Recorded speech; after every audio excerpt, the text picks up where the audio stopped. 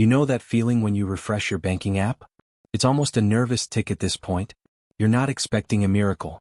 You're not waiting for a deposit to land. You just want to look at it. You want to see the number, maybe imagine it growing by a few pennies of interest, and convince yourself that you're making progress. You see the balance. It's good. It's better than it was last year. Maybe you're sitting at $60,000, $70,000. You're doing the right things. You're contributing to the 401k, you're not buying stupid stuff you can't afford, and yet, you don't feel rich. You don't even feel particularly safe. You just feel like you're on a treadmill that's moving slightly faster than you can walk. And honestly, it's exhausting because you've been told that if you just do X, Y, and Z, the wealth feeling kicks in. But it hasn't. My name is Jack, and I spend way too much time thinking about money, financial psychology, and why some people seem to effortlessly build wealth while others stay stuck in the same financial patterns for decades. And I've realized something that nobody really talks about when it comes to personal finance. We talk about the getting started phase, that $1,000 emergency fund stuff. We talk about the end game, retiring on a yacht or whatever. But there is this massive, murky, confusing middle ground. And specifically, there is a line in the sand. A specific threshold that changes everything. It's the $100,000 turning point. See, the reason you feel stuck right now isn't because you're bad with money. It's not because you aren't working hard enough.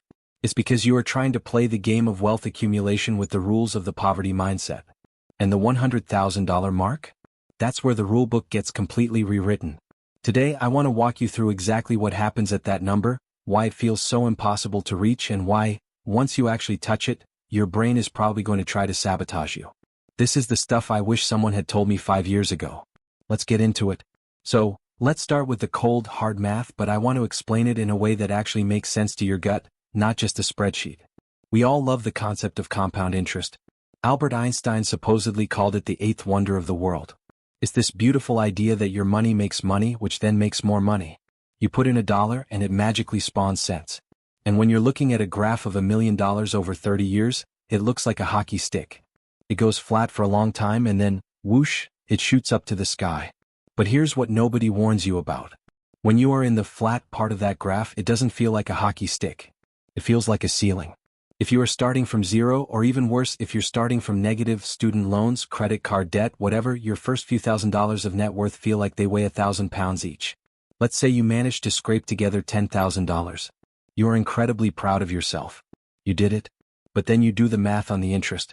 If you're getting a modest 7% return in the stock market, that $10,000 is generating, wait for it, $700 a year. That's like $50 a month. $50 isn't life-changing money. You can't retire on $50 a month. You can't even really notice it. You have to work for weeks or months to save that $10,000, and the market rewards you with the price of a couple of pizzas. It feels almost insulting, doesn't it? This is the mathematical wall. You are doing the heavy lifting.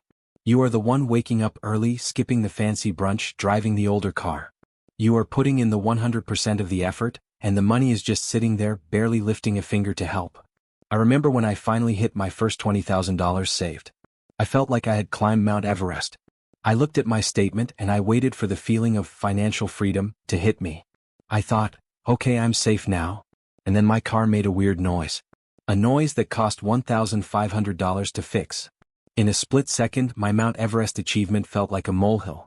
I realized that $20,000 isn't wealth, it's just a slightly thicker buffer against catastrophe. It's a bigger shock absorber. But you're still driving over the same potholes. This is why the first $100,000 is so incredibly hard. Because for 99% of that journey, you are the engine. Your savings rate, your ability to not spend money, is the only thing moving the needle. Compound interest is basically asleep in the passenger seat. It's not helping you steer. It's not paying for gas. It's just there waiting. And you have to accept that. You have to accept that you are going to work for years, feeling like you're pushing a boulder uphill alone. But here is the turning point, the secret that keeps you going when you're at $50,000 and want to give up because it feels pointless. The math flips. It literally does a 180-degree turn. Once you cross that $100,000 threshold, the interest starts to match your contributions. Let me give you an example. If you are saving $10,000 a year, which is a respectable amount, you are doing the heavy lifting. But once you have $100,000 invested, that same 7% return generates $7,000 a year. Suddenly, the market is doing 70% of the work for you. You contribute $10,000, the market adds $7,000. Your total wealth grows by $17,000 that year. You've gone from pushing the boulder alone to having a giant push it with you. And the further you go, the more the boulder starts to roll on its own. When you hit $200,000, the market is adding $14,000. It's paying for your entire savings goal plus more. That is the turning point. It's the moment when wealth stops being something you chase and starts being something that attracts you. But to get there, you have to survive the valley of disappointment, where you are doing all the work and seeing none of the magic. Okay, so let's say you grind through the math. You ignore the fact that compound interest feels like a scam for the first 5 years. You finally hit the big number. You see $100,000 in your accounts. You made it. But then, something weird happens. You look in the mirror and you look exactly the same. You're still driving to the same job. You're still living in the same apartment or house. Your friends don't high-five you in the street. The barista at the coffee shop doesn't give you a free latte and say, "Congratulations on your asset allocation." This brings me to the second major shift, the identity crisis. We have this idea in our heads that rich people live differently. They fly private, they wear Gucci, they eat at restaurants where you can't pronounce the menu. You have $100,000. You are, statistically, wealthier than 90% of your peers, probably more. You are richish. But because your daily reality hasn't changed, your brain rejects the label. I've seen this happen so many times. People hit a milestone like $50,000 or $100,000, and they get frustrated. They feel like they've been good for so long that they deserve a reward. And because they don't feel rich internally, they start spending money to bridge the gap between their reality, "I have $100,000 in the bank," and their identity, "I am just a normal guy/girl." This is where the lifestyle creep whispers in your ear. It says, "Hey, you've been responsible. You can afford that nicer car now. You have a 6-figure net worth, why are you drinking cheap coffee?" It's a trap. It's a psychological trap because $100,000 is a lot of money, but it's not by a Ferrari money. It's not even by a brand new Tesla money if you don't want to wreck your progress. You see, the turning point here is realizing that your identity is not defined by your consumption. It sounds so cliché to say, but it's true. You have to develop an invisible ego. You have to be able to look at your brokerage account balance, see that comma, and feel a sense of pride that has nothing to do with buying things. I remember talking to a guy. I'll call him Dave. Dave had saved up about $80,000. He was obsessed with trucks. He wanted this specific truck that cost about $60,000. He had the cash. He could literally walk into the dealership and buy it. But if he did that, he would be resetting his clock. He would be going from $80,000 to $20,000. He would be throwing himself back into the valley of disappointment, where compound interest stops working. I told him, "Dave, if you buy that truck, you aren't buying a vehicle. You are firing your hardest working employee. You are taking your $100,000, which is ready to start making you money for free, and you are trading it for a hunk of metal that loses value every single day." He didn't listen. He bought the truck. And sure, he looked cool driving it for about 3 weeks. Then the payment wasn't an issue because he paid cash, but the gas, the insurance, the maintenance, it all added up. And 2 years later, he had about $90,000. He had barely moved the needle. He had spent 2 years walking up a down escalator. That is the danger of the $100,000 turning point. You think you've arrived, so you stop walking. This leads me perfectly into the third big insight. When you are starting from zero, financial advice is almost entirely defensive. It's about protection. It's about budgeting, cutting coupons, avoiding fees, paying off high-interest debt. You are in a bunker. You are trying to stop the bleeding. You are trying to hold on to what little you have. But once you cross that $100,000 threshold, you have to flip the switch. You have to stop playing defense and start playing offense. Here's what I mean by that. When you have $1,000 to your name, saving an extra $50 by canceling a subscription is a 5% increase in your net worth. It matters. It's huge. But when you have $100,000, saving $50 is statistically irrelevant. It's 0.05%. If you spend 10 hours trying to save $50, you are valuing your time at $5 an hour. That is not a wealthy mindset. At the $100,000 mark, your focus has to shift from saving money to making more money. And I don't just mean working harder at your job. I mean optimizing your assets. It means asking, how can I make this $100,000 work harder? This is the phase where you start looking at your career differently. You might realize that taking a course or getting a certification that costs $2,000 could lead to a $10,000 raise. That is a 400% return on investment. The stock market can't give you that consistently. You start to see your skills as the highest yielding asset you own. It's also the phase where you get smarter about taxes and accounts. Maybe you stop using a standard savings account and finally open that health savings account, HSA, you've been reading about. Maybe you max out your Roth IRA for the first time. These are offensive moves. You aren't just plugging holes in the boat, you're upgrading the engine. I fell into this trap myself, honestly. I got so good at being frugal that I forgot how to be productive. I would spend hours researching which credit card gave 2% cash back instead of 1.5%. I felt productive. I felt like I was managing my finances. But in reality, I was ignoring a side project idea I had that could have made me an extra $500 a month. I was focusing so hard on the pennies slipping through the cracks that I didn't see the dollar bills lying on the sidewalk. The $100,000 turning point demands that you stop sweating the small stuff so you can obsess over the big stuff. Stop skipping that $3 coffee if it helps you focus on your work. Start thinking about how to negotiate a higher salary. Start thinking about starting that small business. You've built the foundation. Now it's time to build the house. So, we've talked about the math, the spending, and the strategy. Now I want to talk about the fear. Because, strangely, hitting $100,000 can actually make you more afraid than when you had nothing. When you're broke, you have nothing to lose. You're playing with house money in a way. If you lose your job, it sucks, but you're used to being broke. You know how to survive ramen noodles. But once you have a six-figure portfolio, suddenly you have something to protect. You open your app and you see $100,000. You think, wow, that is a life-changing amount of money. And then the market drops 10%. Now this has happened to everyone. The market goes up, the market goes down. But when you have $500, a 10% drop is $50. Whatever. Who cares? But when you have $100,000, a 10% drop is $10,000. That is a car. That is a year of rent for some people. Seeing your account balance flash red and drop by 5 figures in a single day can induce genuine panic. I've seen people who have worked for years to get to this point, and the moment the market corrects, which it always does, they sell everything. They panic. They move to cash. They lock in their losses because the pain of losing $10,000 is too much to bear. This is the psychological barrier of the $100,000 mark. You move from being an aggressive accumulator to a conservative protector. You want to put the money in a vault and guard it with a dragon. But here's the hard truth. If you treat $100,000 like a fragile egg, it will never hatch. It will never become the million you need it to be for retirement. You have to develop a stomach of steel around this time. You have to train yourself to look at a $10,000 drop and say, oh nice, everything is on sale. It sounds ridiculous, but that is the mindset of wealth.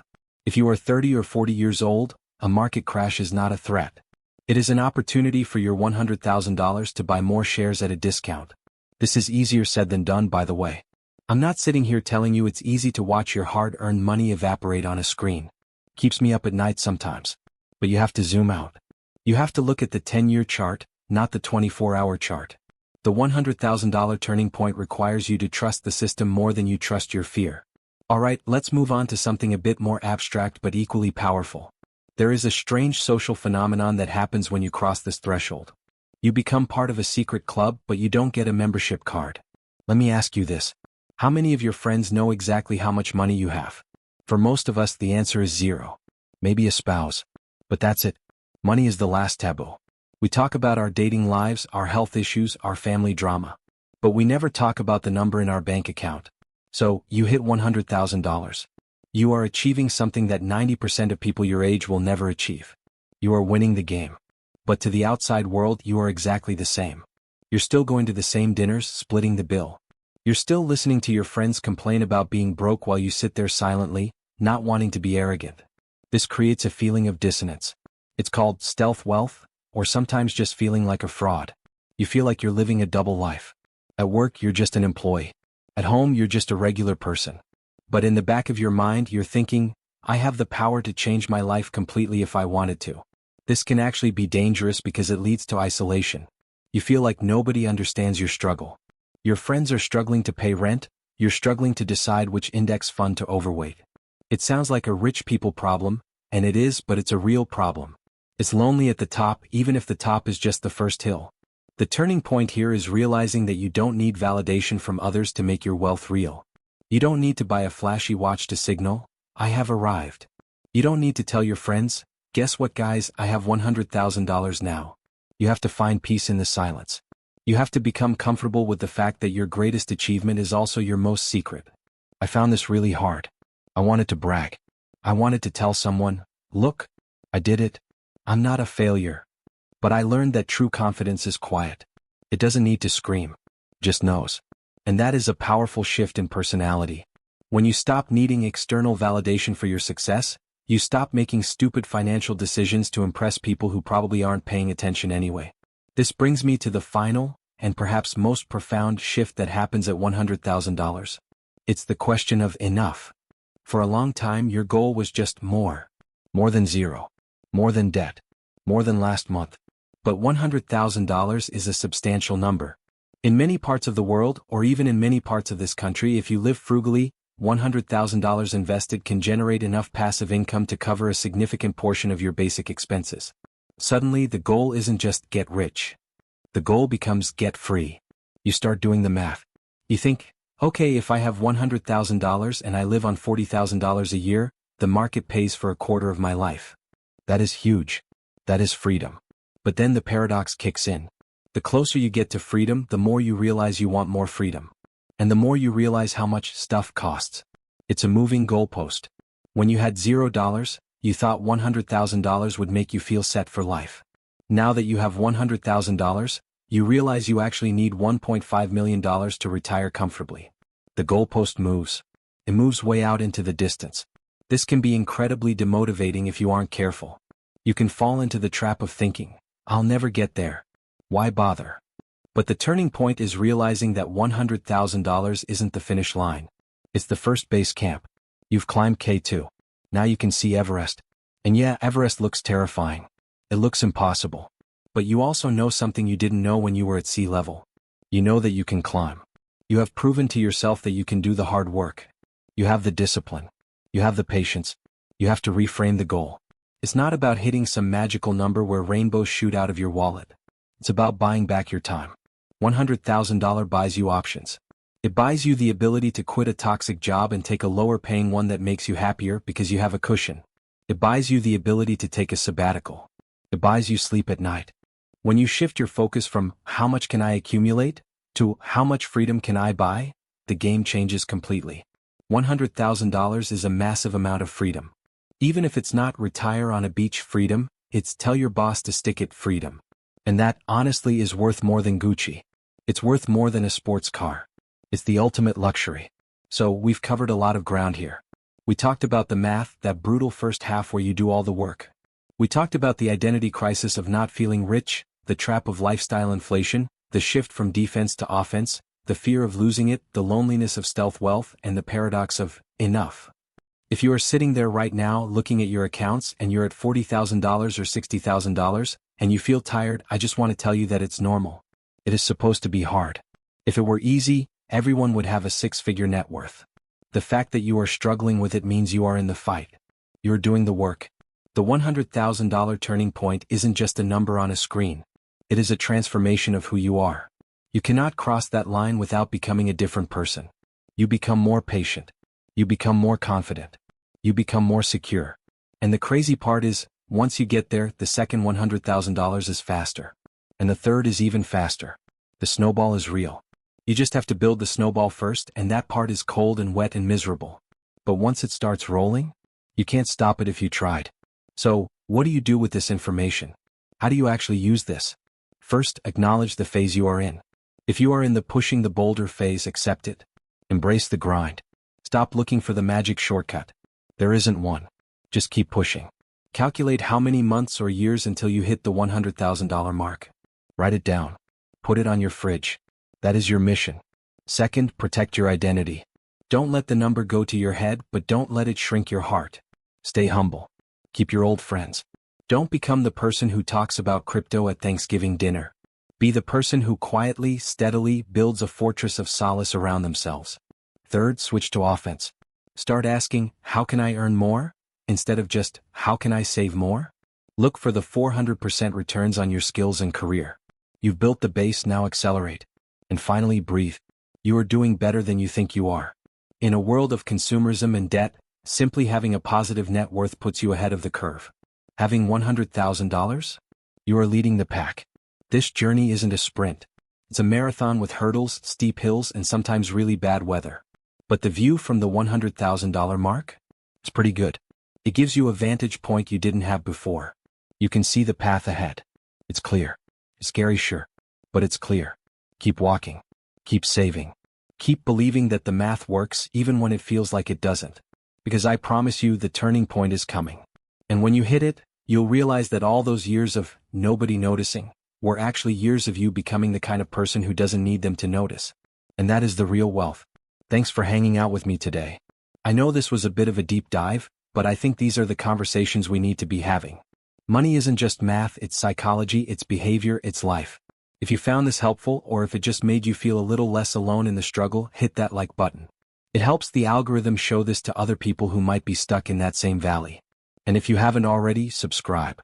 We've got a lot more of these money psychology deep dives coming up. Until next time, keep pushing the boulder. The top of the hill is closer than you think.